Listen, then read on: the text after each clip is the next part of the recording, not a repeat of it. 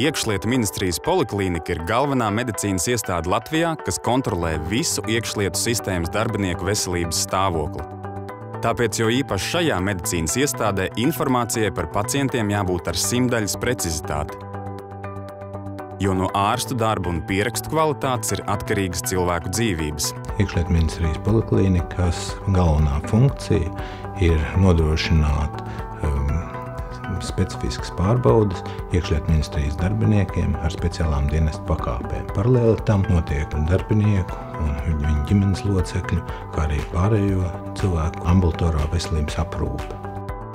Ar datorprogrammu Smart Medical iespējams automatizēt medicīnas iestādes darbību, efektīvi pārvaldot medicīnisko, norēķinu un administratīvo daļu.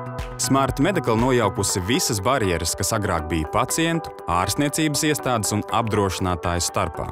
Šobrīd visas iesaistītās puses runā vienā visiem saprotamā valodā.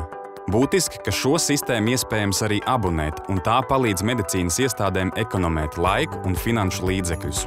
Pateicoties Smart Medical ieviešanai, mūsu darbs ir kļuvis ātrāks, ērtāks un drošāks. Laboratorijai vairs nav jāraksta NVD taloni, jo sistēma tos automātiski izveido un nosūta tālāk uz statistiku.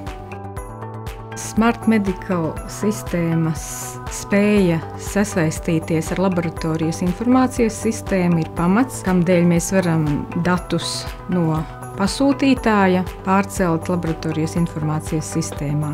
Smart Medical dažādās funkcijas palīdzējuši sakārtot ārstu pierakstu sistēmu, kas atvieglo veselības pārbaužu plānošanu.